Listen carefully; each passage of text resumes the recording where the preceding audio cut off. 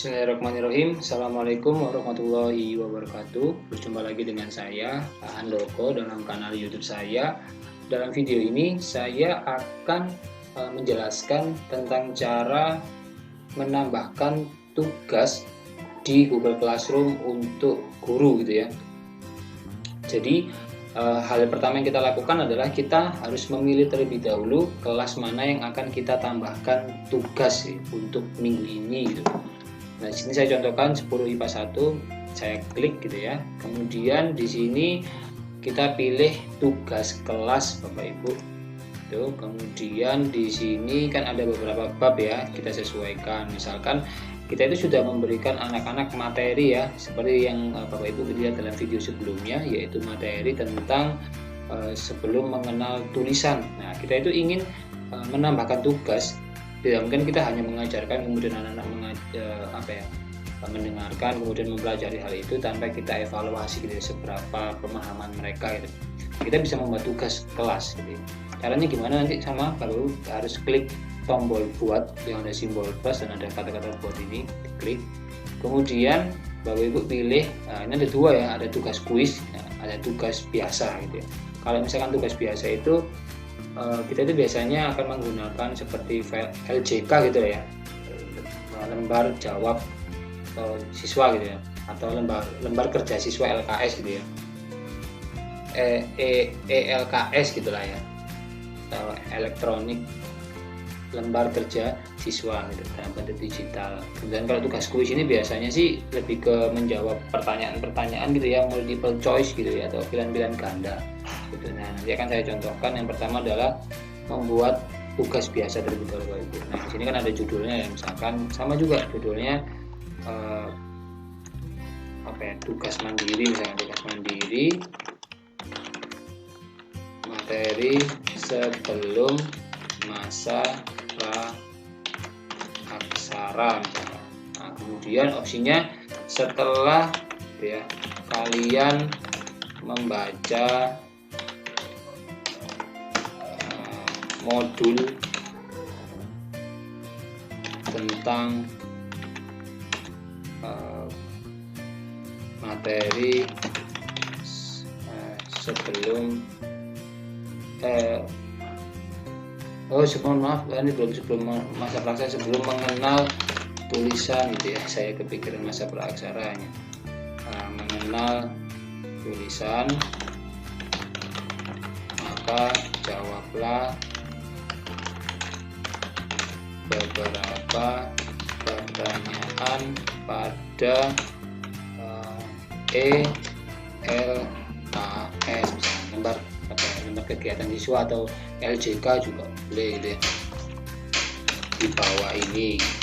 Nah, LJK-nya itu nanti LKS-nya itu bisa kita buat secara online gitu ya, atau kita itu sebenarnya sudah punya filenya Bapak Ibu di dalam laptop kita gitu ya. Misalkan saya contohkan misalkan ya, kalau yang kita simpan dalam laptop kita itu, saya di sini sudah punya tugas nih Bapak Ibu. Nah, ini tugas Historia Book gitu ya. Jadi ini kan dalam bentuk file Microsoft Word gitu ya. Jadi nanti itu saya upload ke anak-anak supaya nanti anak-anak mendownload dan anak-anak bisa mengubah gitu ya. Ini adalah tugas Historia Book gitu. Saya tutup saja, misalkan jangan saya tutup ya. Misalkan saya itu mau menambahkan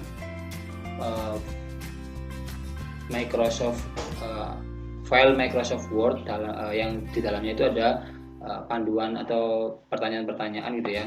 Jadi nanti caranya Bapak Ibu klik tambahkan, kemudian klik file gitu ya, Bapak Ibu cari browse, kemudian Bapak Ibu cari filenya, misalkan saya tempatkan di sini ya, ini ya, template Historia Book. Nah, nanti tinggal saya upload saja, kemudian nanti anak-anak itu akan mendapatkan. Nah, di sini Bapak Ibu ya, jangan lupa nih Bapak Ibu, di sini nanti ada tiga jenis ya, tiga jenis tugas yang kita lampirkan, atau lampiran tugas kita itu nanti bisa diatur di tiga jenis.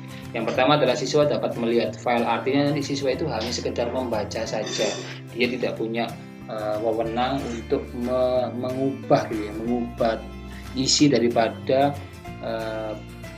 file template Historia Book ini.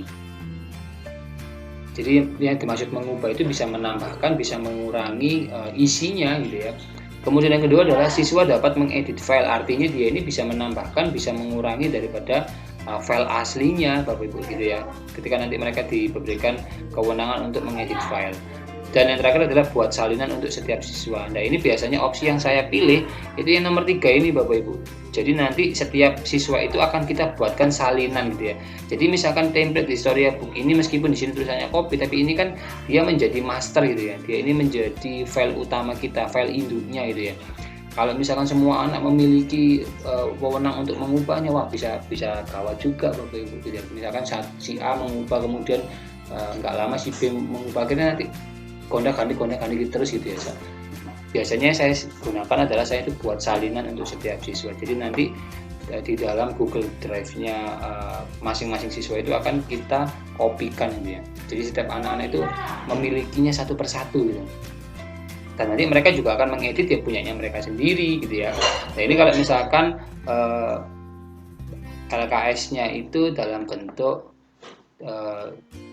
dalam bentuk file Word yang sudah kita simpan sebelumnya di laptop kita atau di komputer kita, mau kita berikan ke anak-anak di dalam Google Classroom. Caranya seperti itu tadi. Nah kalau misalkan kita mau buat secara secara manual, misalkan kita itu belum punya filenya sama sekali, dan nanti Bapak Ibu bisa pilih ini, pilih buat gitu ya, kemudian pilih, ini ada beberapa pilihan, ada dokumen, ada slide, ada spreadsheet, ada gambar, sampai ada formulir. Nah karena di sini saya contohkan adalah menambahkan LKS, maka Bapak Ibu pilih dokumen. Nah di sini dia itu otomatis akan membuka dokumen baru gitu ya. Nah ini misalkan Bapak Ibu dokumennya kita beri nama LKS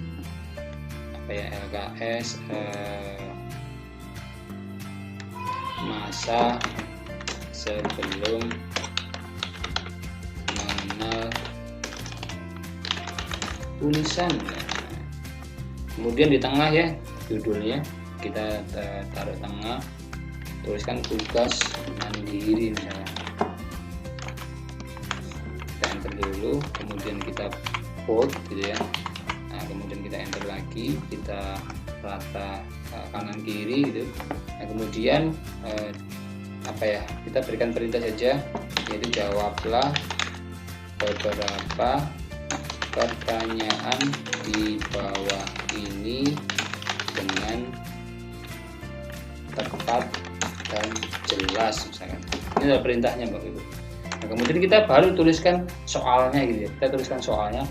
Nah di sini saya itu sudah punya beberapa soal yang mau saya tambahkan, tinggal saya copy saja Bapak Ibu gitu. Saya copy, saya pastekan di sini. Nah seperti ini Bapak Ibu, ini kan sudah jadi ya. Kita tinggal klik enter. Nah nanti kita tinggal tambahkan garis-garis gitu ya, atau titik-titik gitu ya. Biasanya kan kalau LKS itu kan ada titik-titik gitu ya. Kita buat aja beberapa gitu ya, misalkan tiga baris atau 3 baris lebih lah. Nah, kan segini nih Bapak Ibu. Kemudian kita copy, kita pastekan di bawahnya juga gitu ya. Nanti anak-anak pasti sudah paham caranya mengubah itu seperti apa. Nah, seperti ini. Kita enter lagi. Nah, seperti ini Bapak Ibu. Nanti untuk biar lebih rapi, yang soal-soalnya ini kita bold saja gitu ya, biar kelihatan lebih rapi gitu.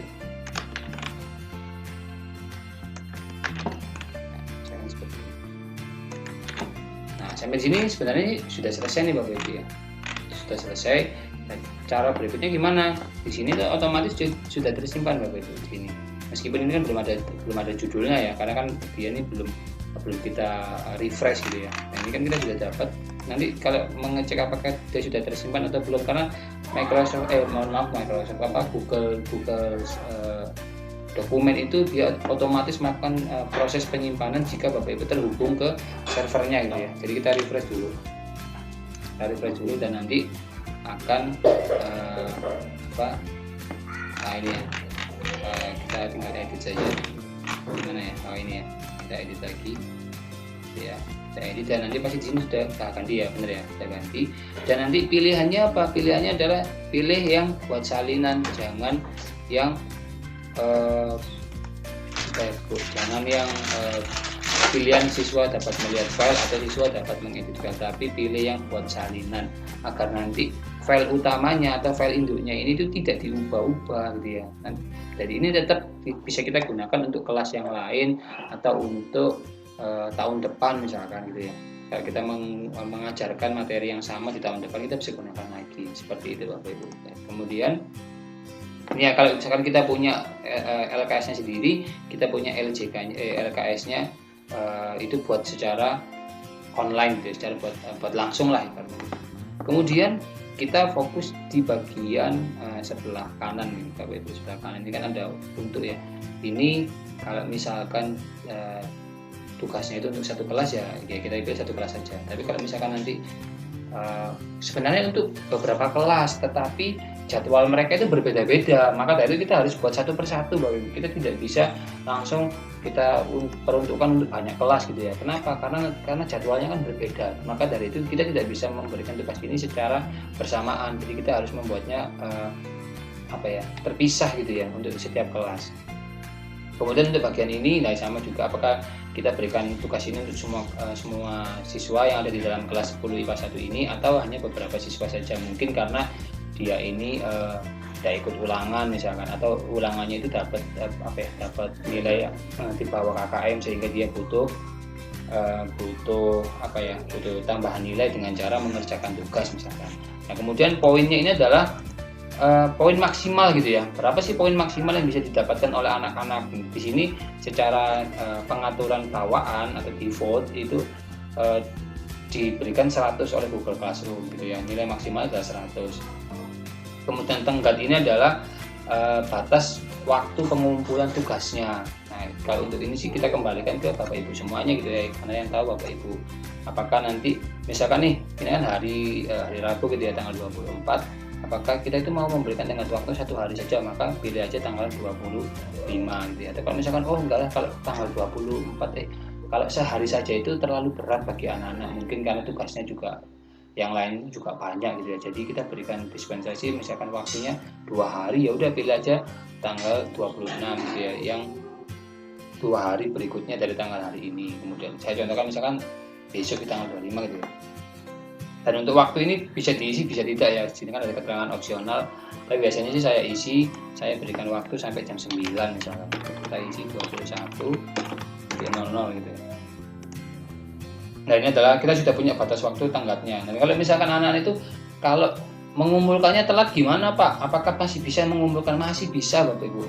Google Classroom itu masih mau menerima tugas terlambat mengumpulkan dari siswa-siswi kita gitu ya. Tetapi nanti akan ada keterangan nih bahwa anak ini itu mengumpulkannya terlambat. Nah nanti penanganannya itu seperti apa, dikembalikan ke gurunya masing-masing. Apakah tugasnya itu akan diterima gitu ya, ataukah nanti dikembalikan ke anaknya, ataukah nanti tetap dinilai tapi ada pengurangan poin karena misalkan tidak sesuai dengan waktu yang sudah diberikan gitu ya mengumpulkannya. Kemudian untuk topik ini, nah Bapak Ibu kan di sini kan bab 1 ya, Bapak Ibu pilih yang bab 1 juga supaya nanti dia masuk di dalam kategori topik bab 1 itu tadi. Nah kemudian untuk rubrik ini sebenarnya ya fungsinya untuk melakukan penilaian ya, yaitu untuk memberikan batasan-batasan gitu lah, atau memberikan petunjuk kepada kita dalam memberikan penilaian dalam tugas siswa-siswi kita. Misalkan contohnya tugasnya itu dikumpulkan tepat waktu, maka nanti dapat nilai berapa gitu ya. Kalau misalkan tugasnya itu telat, maka akan dikurangi berapa gitu. Jadi kita itu membuat seperti indikator indikator lah ya. Jadi semacam kriteria, mohon maaf. Kita itu membuat sebuah kriteria dari tugasnya gitulah ya. Itu kriteria yang bagus itu seperti apa, kriteria yang cukup itu seperti apa, kriteria yang tugas yang jelek itu atau yang di bawah standar itu seperti apa gitu. Jadi tugasnya rubrik itu membuat seperti itu. Di dalam video yang lain ya akan saya jelaskan lebih jelas lagi tentang rubrik gitu ya, bagaimana membuat rubrik, kemudian kriteria-kriterianya seperti apa gitu ya, kan setiap tugas itu berbeda-beda. Nah kemudian yang terakhir adalah, nah ini Bapak Ibu, kita pilih tugaskan saat ini juga, ataukah kita itu pilih jadwalkan gitu ya. Jadi kita itu misalkan Bapak Ibu mengerjakannya sore hari ini, misalkan mau digunakan untuk besok, ya sudah nanti tinggal dijadwalkan, misalkan klik, dipilih tanggalnya, kemudian dipilih waktunya juga misalkan kan untuk besok gitu ya, karena kan kita tuh membuat tugasnya itu malam hari gitu ya, atau sore hari lah ya, sore hari kita buatnya untuk persiapan mengajar esok hari, maka Bapak Ibu nanti bisa pilih ini menjadwalkan tugasnya. Tapi kalau misalkan hari itu juga atau sore itu juga ya nggak apa-apa, langsung pilih klik tugaskan. Atau nanti Bapak Ibu itu saya masih ada beberapa detail yang harus saya perbaiki, nanti Bapak Ibu bisa pilih simpen draft gitu ya. Nah, di sini akan saya contohkan, misalkan langsung saya jadwalkan, misalkan saya jadwalkan untuk besok gitu ya. Besok kemudian untuk jam misalkan 7:15 misalkan. Jadi kita jadwalkan. Otomatis dia ini akan masih berwarna abu-abu ya. Nah, sini ya, ini Bapak Ibu, dia ada di sini gitu ya. Dan dia masih berwarna abu-abu. Loh, kok ini kok terlalu tinggi, padahal di sini kan materinya kan ada di sini. Ada Bapak Ibu tinggal rubah saja gitu ya. Tinggal rubah kita sini. Nah, seperti ini Bapak Ibu. Supaya nanti kan lebih tertata rapi gitu ya. Materi, tugas, dan seterusnya gitu. Nah, ini kalau misalkan untuk tugas gitu ya. Tugas yang dalam bentuk urean gitu ya. Urean yang nanti ada bentuk formnya gitu ya, ada bentuk lembar-lembaran jawabnya. Biasanya sih, tapi kalau Bapak Ibu itu kan menggunakan anak-anak itu menulisnya di buku tulis yang manual gitu ya, buku tulis yang konvensional, ada fisiknya, kemudian nanti difoto, dikumpulkan. Jadi anak-anak itu mengerjakan hasil tugasnya itu dalam bentuk foto, itu juga nggak apa-apa, karena kan memang kembali lagi ke Bapak Ibu gurunya masing-masing gitu ya, seperti apa mengelola tugas-tugas di dalam Google Classroom-nya. Saya sih sering menjumpai yang seperti itu sih, jadi difoto terlebih dahulu ya, seperti itu.